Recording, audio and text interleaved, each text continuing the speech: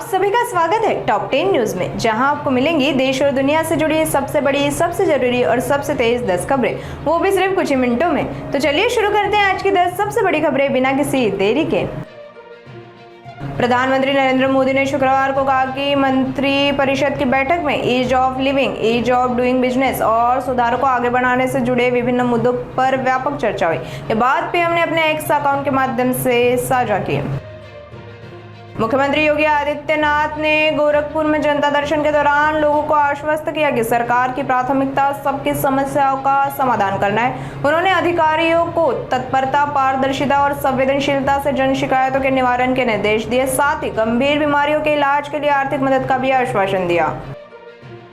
बुंदेलखंड का बांदा इन दिनों भीषण तपिश से भट्टी में तब्दील होता जा रहा है। पिछले 4 दिनों से बांदा देश के सबसे गर्म शहर के तौर पर चर्चा में। मंगलवार को यहां तापमान 48 डिग्री सेल्सियस के पार चढ़ा गया और जनजीवन अस्त व्यस्त हो गया। दोपहर के समय सड़कें सूनी हो जाती है। विशेषज्ञों का मानना है कि यह सिर्फ मौसम का असर नहीं, बल्कि वर्षों से बिगड़ते पर्यावरणीय संतुलन, घटती हरियाली और अनियंत्रित खनन का नतीजा है। झारखंड हाईकोर्ट ने राज्य सरकार को प्राथमिक सहायक शिक्षकों को एमएससीपी योजना का लाभ 16 सप्ताह में देने का निर्देश दिया। इसके अतिरिक्त कोर्ट ने पूर्व सिंहभूम के 80% प्राथमिक शिक्षकों को 16,290 रुपये मासिक न्यूनतम वेतन देने का भी आदेश दिया है।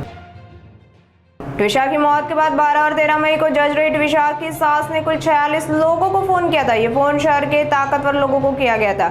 इनमें से एक सीसीटीवी इंस्टॉल करने वाला शख्स भी था। ट्विशा के परिवार वालों ने इल्जाम लगाया कि ये फोन सच और झूठ दोनों को भटकाने के लिए किए गए थे। उधर 9 दिन बीत जाने के बाद भी ट्विशा का पति समर्थ सिंह अब तक पुलिस के हाथ नहीं चढ़ा।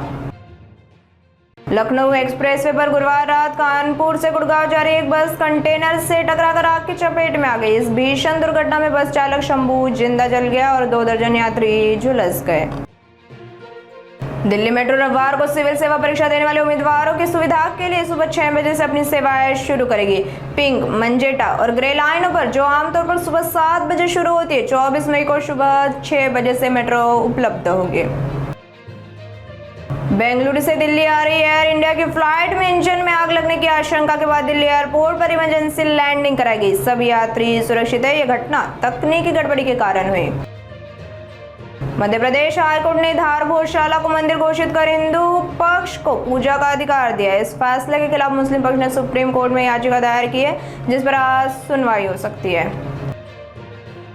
सीबीआई ने नीट पेपर लीक मामले में अपनी जांच का दायरा बढ़ाया है। इसमें एजुकेशनल कंसल्टेंसी संचालक, निलंबित शिक्षिका, ब्यूटी पार्लर मालकिन और एक बाल रोग विशेषज्ञ की भूमिका की पड़ताल की जा रही है। तो आज की टॉप 10 बड़ी खबरों में फिलहाल इतना ही। देश दुनिया की हर जरूरी और भरोसेमंद खबर सबसे पहले जानने के लिए जुड़े रहिए नागपुर समय न्यूज के साथ। देखते रहिए, जागरूक रहिए, क्योंकि यही मिलती है सबसे सटीक खबर सबसे सही वक्त पर।